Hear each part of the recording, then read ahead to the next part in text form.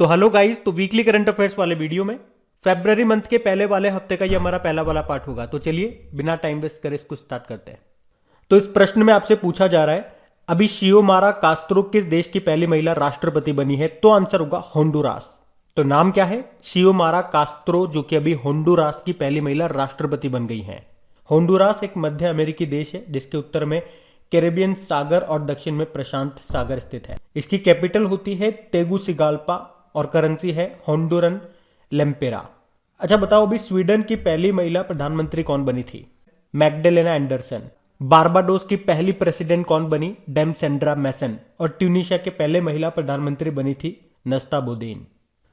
इस प्रश्न में आपको बताना है, अभी किसने भारत का पहला बुद्धिमान संदेशवाहक यानी कि इंटेलिजेंट मैसेंजर जिसका नाम है पॉप्स, उसको लॉन्च किया? तो आंसर होगा पेटीएम मनी।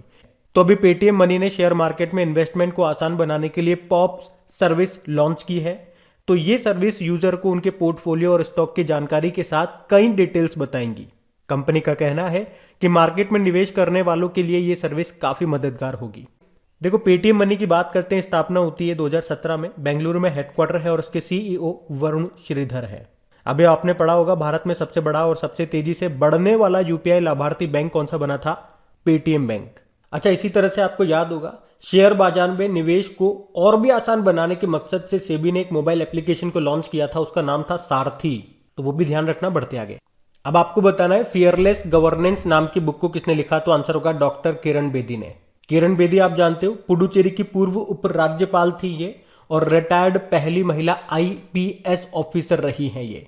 और ये बुक पुडुचेरी की उपराज्यपाल के रूप में डॉक्टर किरण बेदी की लगभग 5 सालों की सेवा और भारतीय पुलिस सेवा में उनके 40 वर्षों के विशाल अनुभव के बारे में इस बुक में बताया गया है।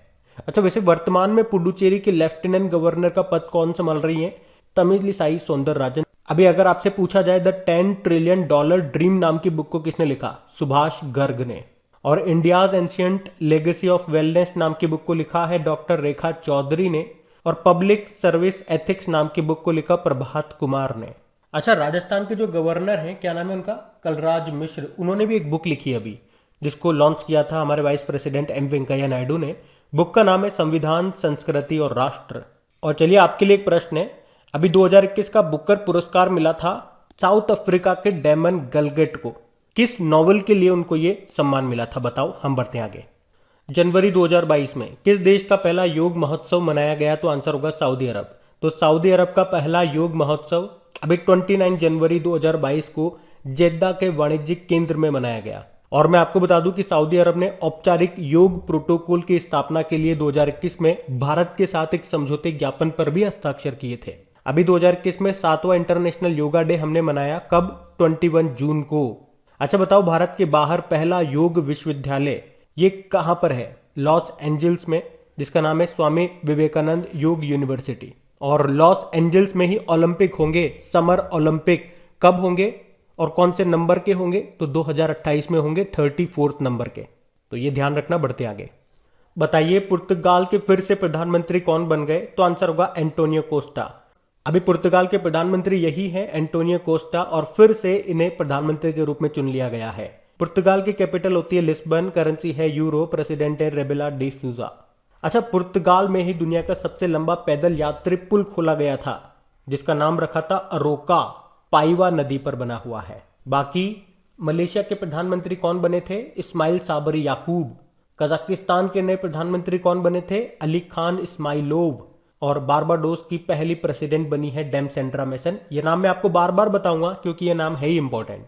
हम इतने सारे क्वेश्चन पढ़ रहे हैं और अगर किसी क्वेश्चन को मैं बार बार रिपीट कर रहा हूं, मतलब किसी ऑप्शन को बार बार रिपीट कर रहा हूं, तो समझ लेना वो नाम इंपॉर्टेंट है।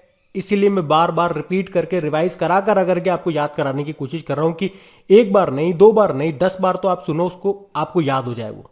यही मेरा मकसद है बस। क्योंकि एक ही पॉइंट को बार बार बोलता हूं, मेरा भी मुंह दिखता है, मेरा भी सर दुखता है, तो मुझे बोलने मजा नहीं आ रहा है। लेकिन उसके पीछे का कारण क्या है कि वो पॉइंट इंपॉर्टेंट है। मैं आपको बोलूंगा हाँ ये पढ़ लेना, इसको याद कर लेना, तो आप में से कुछ एक स्टूडेंट्स कर लेंगे लेकिन सारे नहीं कर पाएंगे। क्योंकि बहुत से स्टूडेंट अपना टाइम मैनेजमेंट ही नहीं बिठा पाते हैं कि रिवीजन के लिए टाइम कब निकालें। तो मेरी कोशिश रहती है कि यहीं के यहीं आपको जो कम से कम मोस्ट इंपॉर्टेंट पॉइंट्स है वो तो रिवाइज करवा ही दूं, बाकी तो फिर आपको करना ही है अपने से। चलिए अभी बढ़ते आगे। बताइए, अभी किसने 2022 महिला पैन अमेरिका कप को जीत लिया है? तो आंसर होगा अर्जेंटीना ने। तो याद रखना ये एक महिला फील्ड हॉकी चैंपियनशिप है जिसे अभी जीत लिया है अर्जेंटीना ने। किसको हराया? चिली को। ये इसका छठा संस्करण था और ये हुआ कहां पे? चिली के सेंटियागो में। अभी 19 से 29 जनवरी 2022 तक ये हुआ था। अच्छा, अर्जेंटीना से आपको कुछ याद आ रहा है क्या? अभी उड़ीसा में जो junior men's hockey world cup 2021 हुआ था उसको भी अर्जेंटीना ने ही जीता था और हराया था जर्मनी को। और आपको याद होगा टोक्यो ओलंपिक 2020 में भारतीय पुरुष हॉकी टीम ने जर्मनी को हराकर के ब्रोंज मेडल जीता था। उसके अलावा 11वीं hockey India junior national championship हुई थी, उसको उत्तर प्रदेश ने जीता है चंडीगढ़ को हरा करके।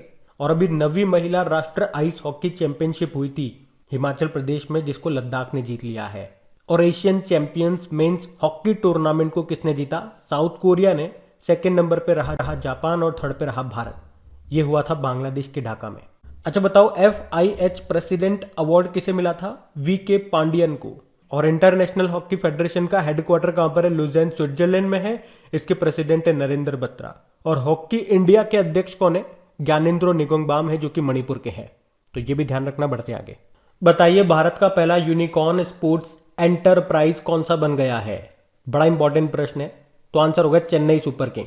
तो अभी IPL team Chennai super king देश का पहला स्पोर्ट्स यूनिकॉर्न बन गया है, जिसका मार्केट कैपिटल यानी कि बाजार पूंजीकरण 7600 करोड़ हो गया है। चेन्नई सुपर किंग के कप्तान कौन है? महेंद्र सिंह धोनी, जिनकी कप्तानी में चेन्नई सुपर किंग ने 2021 का दुबई में अपना चौथा IPL जीता था। अच्छा, अभी हम लोगों ने पढ़ा था यूनिकॉर्न कंपनीज के मामले में भारत दुनिया में तीसरे स्थान पर है। पहले पे US, दूसरे पे चाइना, तीसरे पे भारत। यूनिकॉर्न कंपनीज क्या होती है? जिनका वैल्यू $1 बिलियन से ज्यादा का होता है। अभी 2021 में जो 14th नंबर के IPL हुए थे वो कहाँ पे हुए थे? उसका फाइनल यूनाइटेड अरब अमीरात में हुआ था, जिसको जीता था चेन्नई सुपर किंग ने। किसको हरा करके? कोलकाता नाइट राइडर्स को। अच्छा, आप तो ये बताओ, जो 15वें IPL 2022 में होंगे कहाँ पे होंगे? भारत में होंगे। इसमें टोटल 10 टीमें खेलने वाली है। 2 नई टीम आ गई है, लखनऊ और अहमदाबाद टीम। लखनऊ टीम का नाम क्या हो गया है? Lucknow super giants. और याद रखना IPL 2022 और 23 का टाइटल स्पॉन्सर अब कौन होगा? टाटा ग्रुप होगा। किसकी जगह लेगा? वीवो की। बढ़ते आगे। आपको बताना है किसने world games athlete of the year पुरस्कार 2021 को जीता है? तो आंसर होगा PR श्रीजेश ने। तो पहला प्रश्न तो आपकी यही बन जाएगा, PR श्रीजेश का संबंध किस खेल से है? हॉकी से। गोलकीपर हैं ये और अभी इन्होंने ही world games athlete of the year का पुरस्कार जीत लिया है। और इस तरह से भी इस पुरस्कार को जीतने वाले रानी रामपाल के बाद दूसरे भारतीय बन गए हैं, क्योंकि 2020 में भारतीय महिला हॉकी टीम की जो कप्तान है रानी रामपाल, उन्होंने 2019 में अपने प्रदर्शन के लिए ये सम्मान जीता था और ये सम्मान पाने वाली वो पहली भारतीय बनी थी। अच्छा, PR श्रीजेश से आपको कुछ याद आया होगा कि अभी FIH स्पोर्ट्स अवार्ड्स में PR श्रीजेश को 2021 के लिए गोलकीपर ऑफ द ईयर भी चुना गया था। तो ये 2 पॉइंट याद रखना इनसे। बाकी नीरज चोपड़ा, अभी परम विशिष्ट सेवा पदक मिला था इनको, पद्म श्री के लिए इनको चुना गया। भाला फेंक से इनका संबंध है। और टोक्यो ओलंपिक में कितनी दूर भाला फेंक करके गोल्ड जीता था? 87.58 मीटर। और ओलंपिक में गोल्ड जीतने वाले पहले भारतीय एथलीट बने ये। और इनके सम्मान में भाला फेंक दिवस हम मना रहे हैं कब? 7 अगस्त को। अभी टाटा AIA लाइफ इंश्योरेंस के ये ब्रांड एम्बेसडर बने और गुड डॉट के भी ये ब्रांड एम्बेसडर बने थे। बाकी MR रादुकानु, ये UK की टेनिस प्लेयर हैं। अभी 2021 में जो आखिरी ग्रैंड स्लैम था US ओपन, उसमें वुमेन सिंगल का टाइटल जीता था। उसके अलावा BBC sports personality of the year 2021 के लिए इनको चुना गया था। अवनी लखेरा, अभी टोक्यो पैरालंपिक में शूटिंग में गोल्ड जीता था इन्होंने। और अभी बेस्ट फीमेल डेब्यू का अवार्ड भी मिला था इनको। ये शूटर हैं राजस्थान की और पद्म श्री के लिए भी इनको चुना गया है। तो ये सारा क्वेश्चन इंपॉर्टेंट है, ध्यान रखना इसको। बढ़ते आगे। अब आपको बताना है किसने उड़ीसा ओपन बैडमिंटन टूर्नामेंट 2022 में महिला एकल का खिताब जीता? तो आंसर होगा उन्नति हुड्डा ने। तो याद रखना उन्नति हुड्डा का नाम, जिन्होंने 2022 के उड़ीसा ओपन बैडमिंटन टूर्नामेंट में वुमेन सिंगल का टाइटल जीत लिया है। अच्छा, इन्होंने किसको हराया? स्मिथ तोष्णीवाल को। और उन्नति की उम्र कितनी है? 14 साल। इसीलिए उन्नति ये टूर्नामेंट जीतने वाली सबसे कम उम्र की भारतीय बन गई है। अच्छा, मेन सिंगल का टाइटल किसने जीता? किरण जॉर्ज ने। उन्होंने किसको हराया? प्रियांशु राजावत को। और ये टूर्नामेंट कहां पे हुआ? जवाहरलाल नेहरू इंडोर स्टेडियम जो कि है कटक उड़ीसा में। अच्छा, कटक ये किस नदी के किनारे स्थित है? स्टैटिक प्रश्न बनता है एग्जाम में, तो महानदी। और कटक में आपको मुख्यालय मिलेगा राष्ट्रीय चावल अनुसंधान केंद्र का। अब बताओ अंतरराष्ट्रीय चावल अनुसंधान केंद्र कहां पर है? मैं आपको हिंट दे देता हूं, एशियन डेवलपमेंट बैंक का हेडक्वार्टर जहां पर है वहीं पर है। बाकी देखो, बैडमिंटन की बात है तो एक मोस्ट इंपॉर्टेंट क्वेश्चन आपसे पूछता हूं, दुनिया की नंबर 1 जूनियर बैडमिंटन प्लेयर अभी कौन बन गई है? इसका उत्तर आप दो। और एक दो तरह के कप याद रखना, एक तो उबेर कप और एक थॉमस कप, दोनों का संबंध बैडमिंटन से है। अभी उबेर कप को जीता है चाइना ने, जापान को हराया था। थॉमस कप इंडोनेशिया ने जीत लिया चाइना को हरा करके। उसके अलावा अभी जो टोक्यो पैरालंपिक 2020 हुए थे उसमें कृष्णा नागर का नाम याद रखना, ये राजस्थान के हैं, गोल्ड जीता था बैडमिंटन में। प्रमोद कुमार का संबंध भी है गोल्ड से। प्रमोद कुमार इन्होंने भी बैडमिंटन में गोल्ड जीता था और अभी इनको तो पद्मश्री के लिए भी चुना गया है, पढ़ा था हम लोगों ने। और एक और नाम याद रखना सुहास यथिराज का, इन्होंने तो सिल्वर जीता था लेकिन इनका नाम इंपॉर्टेंट है। ये कहाँ के कलेक्टर थे या कहाँ के कलेक्टर है? नोएडा के कलेक्टर है, यानी कि कलेक्टर होते हुए भी इन्होंने ओलंपिक में मेडल ले लिया। बड़ी बात है ये, यानी कि इनका खेलकूद में भी दिमाग चलता है और पढ़ाई में भी। क्या नाम है? सुहास यथिराज। बढ़ते आगे, बताइए security printing and minting corporation of India limited ने कहां पर नई बैंक नोट प्रिंटिंग लाइन स्थापित की? तो आंसर होगा नासिक देवास में। तो ध्यान से सुनना कि security printing and minting corporation of India limited ने 2 नई बैंक नोट प्रिंटिंग लाइन स्थापित की है। कहां पे? एक तो महाराष्ट्र के नासिक में, के देवास में, तो ये याद रखना। अच्छा, आप तो मुझे बताओ अभी भारत में कितनी बैंक नोट प्रिंटिंग प्रेस है? 4। कहां कहां पे है? एक तो महाराष्ट्र के नासिक में, एक मध्य प्रदेश के देवास में, एक कर्नाटक के मैसूर में और एक पश्चिम बंगाल के सल्बोनी में। और टकसाल कहां पर है और कितने हैं? टकसाल क्या होता है? जहां पे सिक्के बनते हैं, ये 4 है, मुंबई में, कोलकाता में, हैदराबाद में और नोएडा में। तो ये सारे पॉइंट्स याद रखना। अच्छा, इस तरह का अगर आपसे प्रश्न पूछा जाए जैसे कि बैंक के नोट पे किसका चित्र है, तो वो भी आपको याद होने चाहिए। मैंने आपको रिवाइज कराए थे डेली करंट अफेयर्स में भी। जैसे कि 2000 रुपए के नोट्स की बात करते हैं तो उस पर किसका चित्र अंकित है? मंगलयान का। उससे नीचे आ जाओ, 500 रुपए के नोट पे किसका है? लाल किले का। 200 रुपए के नोट पे सांची का स्तूप। 100 रुपए के नोट पे रानी की वाव। 50 रुपए के नोट पे हम्पी मंदिर का, यह आपको मिलेगा कर्नाटक में तुंगभद्रा नदी के किनारे। 20 रुपए के नोट पे एलोरा की गुफाएं महाराष्ट्र में है। और 10 रुपए के नोट पे कोणार्क सूर्य मंदिर का। चलो बताओ कोणार्क सूर्य मंदिर कहां पर है? इसको पैगोडा भी, ब्लैक पैगोडा भी कहा जाता है। बताओ कहां पर है ये? बढ़ते आगे, अब आपको बताना है आर्थिक सर्वेक्षण 2021-22 के अनुसार कौन सा शहर भारत का स्टार्टअप राजधानी बन गया है? तो आंसर होगा दिल्ली। तो दिल्ली ने बेंगलुरु को भारत की स्टार्टअप राजधानी के रूप में बदल दिया है। क्यों? क्योंकि अभी अप्रैल 2019 से लेकर दिसंबर 2021 के बीच में बेंगलुरु में 4514 स्टार्टअप्स जोड़े गए, जबकि दिल्ली में 5000 से ज्यादा जोड़े गए। और आपको पता है भारत यूनिकॉर्न कंपनियों के मामले में यूके को पछाड़ करके तीसरे स्थान पे आ गया। 2021 में 44 यूनिकॉर्न कंपनीज बनी है भारत में। यूनिकॉर्न कंपनीज बता चुका हूं मैं आपको, जिनकी वैल्यू $1 बिलियन से ज्यादा की होती है। तो सबसे ज्यादा स्टार्टअप बेंगलुरु में नहीं रहे, दिल्ली में रहे। इसीलिए बोला जा रहा है कि कौन सा शहर भारत की स्टार्टअप राजधानी बन गया है। और राज्य में बात करेंगे तो सबसे ज्यादा स्टार्टअप रहे महाराष्ट्र में, यानी कि सबसे ज्यादा स्टार्टअप्स के मामले में महाराष्ट्र टॉप पे रहा। देखो, स्टार्टअप की बात है तो 2 इंपॉर्टेंट क्वेश्चन बता रहा हूं।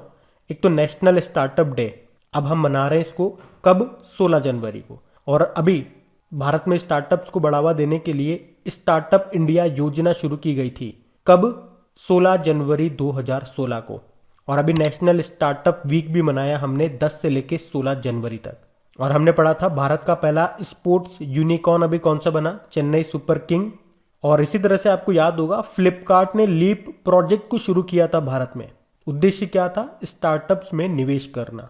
ये याद रखना सारे पॉइंट्स। बढ़ते आगे, बताइए हाल ही में विश्व आर्द्रभूमि दिवस कब मनाया गया? 2 फरवरी को। तो हर साल 2 फरवरी को वर्ल्ड वेटलैंड डे के रूप में मनाया जाता है। उद्देश्य क्या है? लोगों और ग्रह के लिए आर्द्रभूमि की महत्वपूर्ण भूमिका के बारे में वैश्विक जागरूकता बढ़ाना। थीम क्या रही? थीम इंपॉर्टेंट रहेगी, wetlands action for people and nature. आप जानते हो ईरान में एक शहर है रामसर नाम का, वहीं पे 2 फरवरी 1971 में रामसर कन्वेंशन हुआ था। इसीलिए तो 2 फरवरी को हम आर्द्रभूमि दिवस के रूप में मनाते हैं। अच्छा ये बताओ, रामसर जो ये शहर है ये किस झील के किनारे स्थित है? कैस्पियन झील के किनारे, विश्व की सबसे बड़ी झील है ये। और ईरान की नई कैपिटल क्या बन गई है? तोमान। ईरान के नए प्रेसिडेंट बने थे इब्राहिम रईसी। चाबाहार बंदरगाह भारत ने यहीं पे बनाया है ईरान में। और ईरान अभी न्यू डेवलपमेंट बैंक का नवा मेंबर भी बन गया है, तो ये याद रखना। बढ़ते आगे। अब बताइए, रक्षा खुफिया एजेंसी के नए प्रमुख के रूप में किसे नियुक्त किया गया? तो आंसर होगा GAV रेड्डी। तो लेफ्टिनेंट गवर्नर GAV रेड्डी को डिफेंस इंटेलिजेंस एजेंसी का नया प्रमुख नियुक्त किया गया है। ये KJS ढिल्लों का स्थान लेंगे। और इस एजेंसी के पहले डायरेक्टर जनरल कौन थे? कमल डावर थे। अच्छा, क्या आप मुझे बता सकते हो अभी vice chief of army staff यानी कि थल सेना उपाध्यक्ष कौन बने?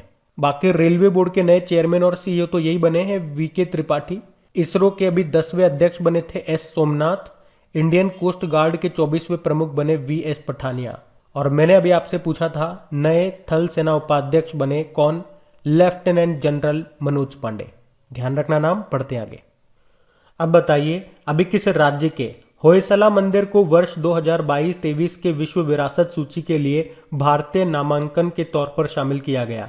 तो आंसर होगा कर्नाटक। तो कर्नाटक के होयसला मंदिर को अभी वर्ष 2022-23 के विश्व विरासत सूची के लिए भारतीय नामांकन के तौर पर शामिल किया गया।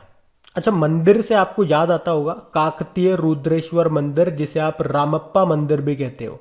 कहां पर है ये प्रश्न आएगा एग्जाम में। ये तेलंगाना में है। और ये भी न्यूज में क्यों था? क्योंकि 39 नंबर के यूनेस्को वर्ल्ड हेरिटेज साइट में इसको शामिल किया गया। कौन से नंबर की है? 39 नंबर की। और 40वीं कौन सी बनी? गुजरात की धोलावीरा, जिसे यूनेस्को की वर्ल्ड हेरिटेज साइट में शामिल किया गया। अच्छा, भारत में कितनी अमूर्त धरोहरें हैं यानी कि इंटेंजिबल साइट्स हैं? 14th है। 14th नंबर की बनी कौन सी? दुर्गा पूजा। मंदिरों से 2-4 मंदिर और याद रखना, जैसे कि कोणार्क सूर्य मंदिर हो गया, जिसे ब्लैक पैगोडा भी कहते हैं, जो आपको मिलेगा उड़ीसा में। इसका निर्माण किस वंश ने करवाया था? गंग वंश ने। खजुराहो के मंदिर आपको मिलेंगे मध्य प्रदेश में। इसका निर्माण करवाया था चंदेल शासकों ने।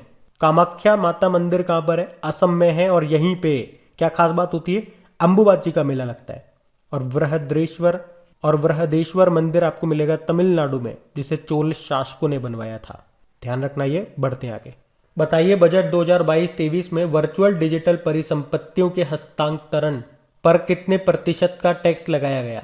तो आंसर होगा 30%। तो याद रखना, अभी बजट में हमारी जो फाइनेंस मिनिस्टर है निर्मला सीतारमण, उन्होंने कहा कि एक तो डिजिटल रूपी लॉन्च किया जाएगा 2022-23 में। और ये किस पर बेस्ड होगा, किस पर आधारित होगा? ब्लॉकचेन टेक्नोलॉजी पर। और इसी के साथ जो डिजिटल करेंसी या क्रिप्टो करेंसी आप कह दीजिए, जैसे कि बिटकॉइन वगैरह हो गई है, तो उस पर 1 अप्रैल 2022 से 30% टैक्स लगेगा। ध्यान रखना ये। बढ़ते आगे। बताइए, जियोलॉजिकल सर्वे ऑफ इंडिया ने किस राज्य में भारत का पहला भू पार्क यानी कि जियो पार्क स्थापित करने की घोषणा की? तो आंसर होगा मध्य प्रदेश। मध्य प्रदेश में कहा? जबलपुर में। तो मध्य प्रदेश में जबलपुर में नर्मदा नदी के किनारे लम्हेटा गांव में स्थापित किया जाएगा इसको। ये होगा भारत का पहला जियोलॉजिकल पार्क। और यहीं पे क्यों होगा? क्योंकि यहाँ पे डायनासोर के अवशेष मिले हैं। तो इसमें होगा क्या? तो मतलब जितनी भी भूवैज्ञानिक विरासतें हैं उनका यहाँ पे संरक्षण किया जाएगा। और विरासत से याद आएगा, विश्व धरोहर दिवस वर्ल्ड हेरिटेज डे कब मनाया जाता है? 18 अप्रैल को। अच्छा, इसी तरह से कुछ प्रश्न मैं आपको याद दिलाता हूँ कि भारत का पहला हेली हब ये किस शहर में स्थापित किया जाएगा? गुरुग्राम में। भारत का पहला ओपन रोक संग्रहालय कहाँ पे खुला?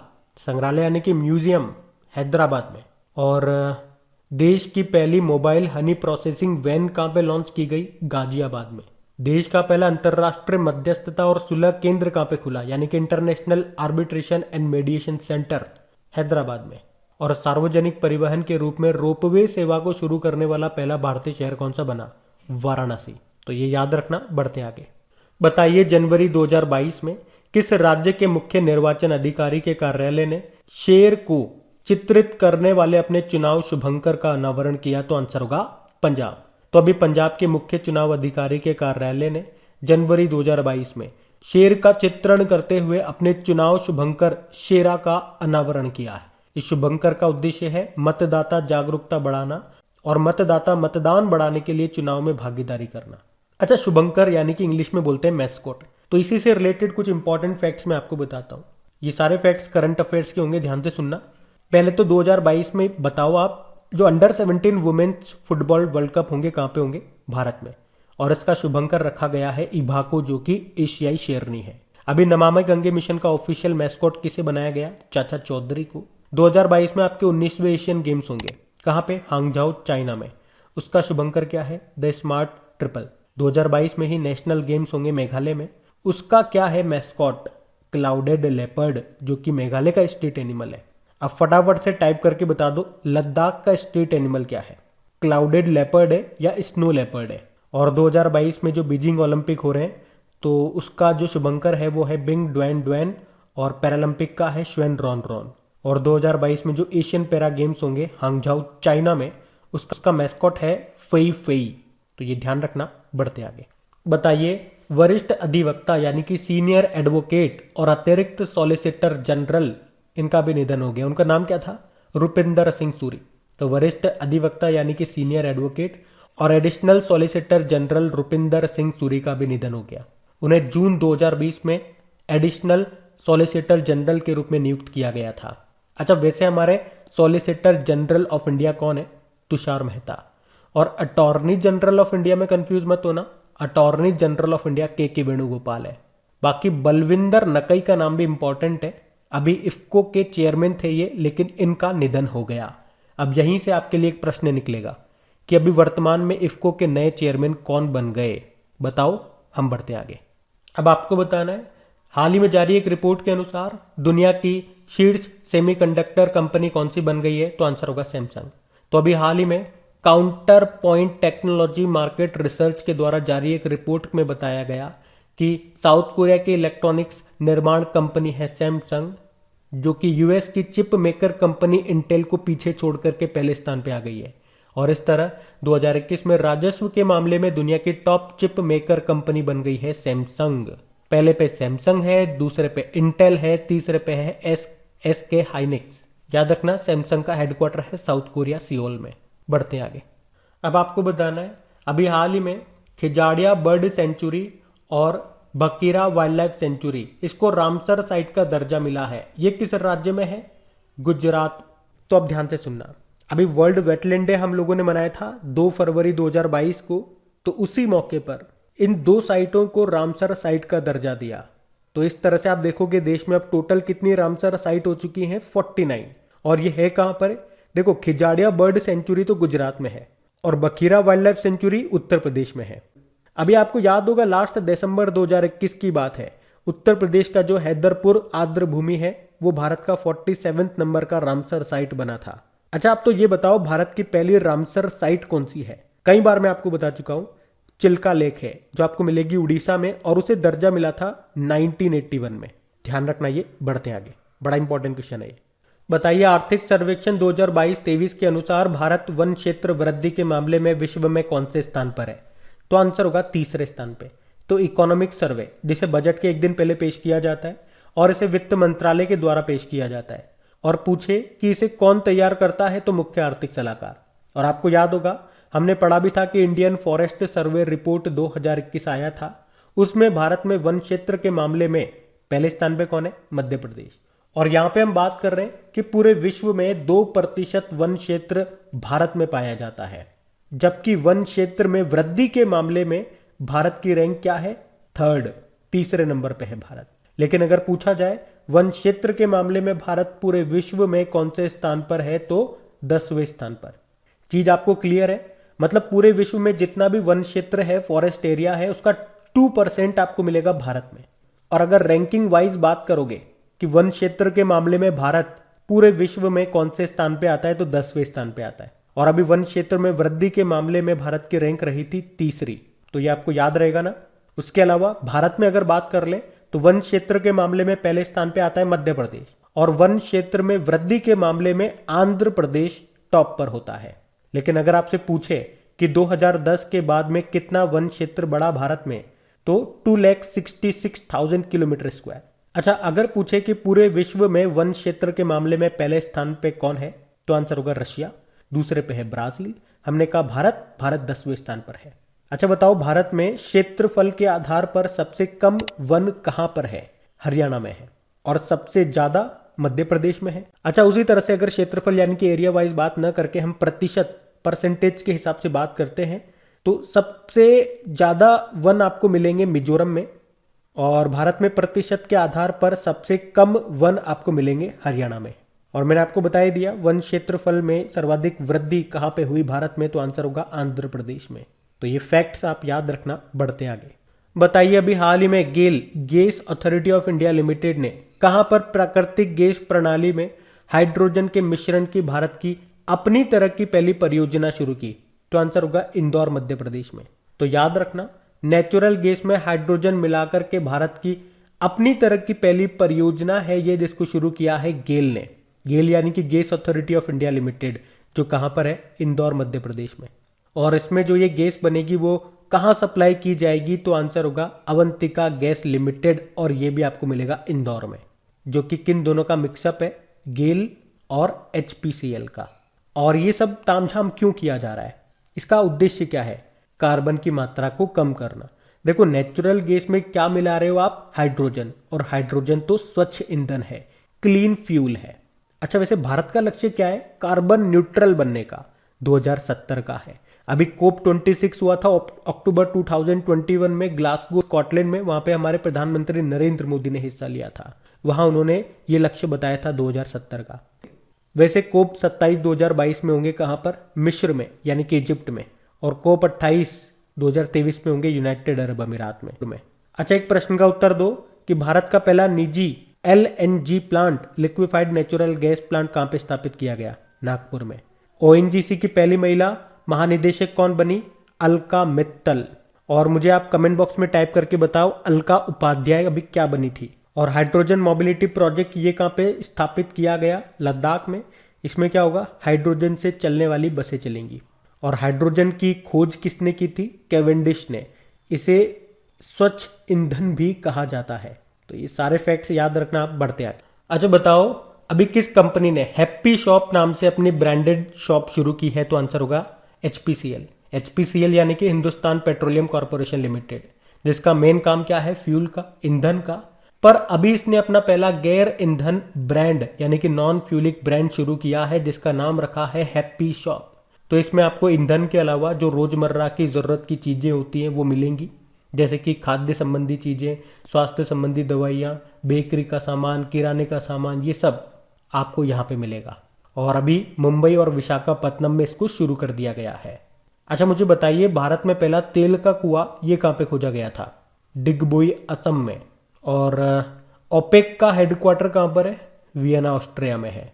एचपीसीएल ये एक महारत्न कंपनी है। और वैसे वर्तमान में कितनी महारत्न कंपनी हो गई है? 11। 11वीं बनी थी पावर फाइनेंस कॉर्पोरेशन। अभी एचपीसीएल के नए मैनेजिंग डायरेक्टर कौन बने? पुष्प कुमार जोशी। ये नाम भी ध्यान रखना। बढ़ते आगे। चलिए बताइए, हाल ही में जारी ब्रांड फाइनेंस रिपोर्ट में एलआईसी को कौन से स्थान पे रखा गया? तो आंसर होगा 10वें स्थान पे। तो ब्रांड फाइनेंस द्वारा जारी एक ब्रांड वैल्यूएशन रिपोर्ट के अनुसार एलआईसी को विश्व स्तर पर बीमा ब्रांडों की सूची में 10वें स्थान पर रखा गया है। और टॉप 10 की सूची में एलआईसी एकमात्र भारतीय बीमा कंपनी है। और टॉप पे कौन है, यानी कि दुनिया की सबसे मूल्यवान बीमा ब्रांड कौन है? चाइना की पिंग एंड इंश्योरेंस कंपनी है। और इसको बता दूं, इसमें टॉप 10 में 5 चाइनीज बीमा कंपनियां हैं। अच्छा, अभी ब्रांड फाइनेंस ग्लोबल 500 रिपोर्ट आई थी, उसमें दुनिया की सबसे मूल्यवान ब्रांड किसे बताया गया? तो आंसर होगा एप्पल को। एलआईसी के अध्यक्ष कौन है? एमआर कुमार है, मुंबई में हेडक्वार्टर है। और वैसे अभी एमआर कुमार का कार्यकाल अगले 1 साल के लिए बढ़ा दिया गया है, तो याद रखना। ये बढ़ते आगे। फिर बताइए, अभी एनपीसीआई ने यूपीआई सुरक्षा और जागरूकता सप्ताह ये कब मनाया? तो आंसर होगा 1 से 7 फरवरी तक। तो अभी एनपीसीआई ने उपभोक्ताओं के बीच जागरूकता पैदा करने के लिए यूपीआई सुरक्षा और जागरूकता पहल यानी कि UPI safety and awareness initiative की घोषणा की है। तो इस पहल के तहत एनपीसीआई और यूपीआई 1 से 7 फरवरी तक यूपीआई सुरक्षा और जागरूकता सप्ताह और पूरे फरवरी को यूपीआई सुरक्षा और जागरूकता माह के रूप में मना रहे हैं। NPCI national payment corporation of India full form होती है। स्थापना होती है 2008 में। मुंबई में हेडक्वार्टर है। एमडी सीईओ दिलीप असबे हैं। अभी आपको याद होगा कर्नाटक सरकार ने ई रूपी को लागू करने के लिए एनपीसीआई और एसबीआई के साथ पार्टनरशिप की थी। अभी एनपीसीआई ने यस बैंक के साथ अपनी तरह का पहला रुपए वन द गो संपर्क रहित भुगतान समाधान लॉन्च करने के लिए समझौता किया था। अभी इंडसइंड बैंक और एनपीसीआई ने यूपीआई के माध्यम से सीमा पार से भुगतान की पेशकश करने के लिए आपस में समझौता किया था। अभी इंडिया पोस्ट पेमेंट बैंक ने ग्राहकों के दरवाजे पर नकद आधारित बिल भुगतान की सुविधा के लिए एनपीसीआई बिल भुगतान प्रणाली भारत बिल पे के साथ समझौता किया था। तो ये भी आप ध्यान रख सकते हैं। बढ़ते आगे। अच्छा बताइए, अभी किसने देश के सबसे शक्तिशाली सुपर कंप्यूटरों में से एक परम प्रवेग को स्थापित और चालू किया? आईआईएससी बेंगलुरु। तो अभी आईआईएससी बेंगलुरु ने देश के सबसे शक्तिशाली सुपर कंप्यूटरों में से एक परम प्रवेग को स्थापित करके चालू किया है और वे किसी भी भारतीय शैक्षणिक संस्थान का सबसे बड़ा सुपर कंप्यूटर है। इसे राष्ट्रीय सुपर कंप्यूटिंग मिशन के तहत स्थापित किया गया है और इसे किसने बनाया और डिजाइन किया? सीडेक यानी कि centre for development of advance computing ने इसे डिजाइन किया है। और इस परम प्रवेग सुपर कंप्यूटर की बात करें तो इसकी टोटल सुपर कंप्यूटिंग कैपेसिटी कितनी है? 3.3 पेटफ्लॉप्स, यानी कि आप समझें कि एक सेकंड में ये 115 ऑपरेशन कर सकता है। किसने बनाया? सीडेक ने। अच्छा, दुनिया का सबसे मोस्ट पावरफुल सुपर कंप्यूटर किसका है और कौन सा है? जापान का है, जिसका नाम है फुगाकू। अभी ईरान ने भी अपना सबसे शक्तिशाली सुपर कंप्यूटर बनाया था, उसका नाम क्या था? सिमॉर्ग। बाकी आईआईटी कानपुर, आपको याद होगा प्रधानमंत्री नरेंद्र मोदी ने ब्लॉकचेन आधारित डिजिटल डिग्री लॉन्च किया था यहाँ पे। आईआईटी मद्रास से आपको याद होगा पहला स्वदेशी मोटर चलित व्हील चेयर नियो बोल्ट को डिजाइन किया था। बताओ, दुनिया का पहला plant based smart air purifier बनाया था आईआईटी रोपड़ ने। क्या नाम था उसका? U breathe life. तो गाइज ये लीजिए, फरवरी महीने के पहले वाले हफ्ते का पहले वाले पार्ट में, यानी कि इसमें 1 से लेकर 4 फरवरी तक जितने भी इंपॉर्टेंट क्वेश्चंस थे हम लोगों ने कवर कर लिए। अगर सेशन अच्छा लगा है तो प्लीज इसे लाइक करके शेयर जरूर करना। इन सब की क्विज की और आपकी प्रैक्टिस के लिए इन सब क्वेश्चन की क्विज बना करके आपकी क्रैक एग्जाम एप्लीकेशन पे अपलोड कर दी गई है। वहीं पे आपको इनकी पीडीएफ भी मिल जाएगी। और टॉपिक वाइज सीरीज हम लोगों ने स्टार्ट कर दी है। वीडियोस बन चुके हैं, अपलोड हो चुके हैं, उनकी क्विज बन चुकी है आपकी क्रैक एग्जाम एप्लीकेशन पे। मैंने अपनी तरफ से पूरी मेहनत करके आपको दे दी है। बाकी आगे का काम आपको है। मतलब यूं समझ लो कि थाली में भोजन को सजा करके आपके सामने रख दिया है, अब बस खाने की बारी आपकी है। जितना उसको चबा चबा करके खाओगे उतना भोजन अच्छा पचेगा और उतनी ज्यादा एनर्जी आप उससे निकाल पाओगे। चबा चबा के खाने का मतलब हो गया कितना बार बार आप उसको रिवाइज करते हो। और अगर मेहनत अच्छी लगती है, सीरीज अच्छी लग रही है, आप चाहते हो ये सब कंटिन्यू रहे, तो प्लीज सपोर्ट भी जरूर दिखाए अपना। सपोर्ट के लिए आपको कोई पैसे नहीं देने मुझे, सिर्फ वीडियोस को आप शेयर कर दीजिए अपने दोस्तों के साथ में, जो भी आपका व्हाट्सएप ग्रुप हो गया, फेसबुक ग्रुप हो गया, या अपने जैसे भी जिस भी तरीके से आप करना चाहें, और वीडियोस को लाइक जरूर करना। Thank you.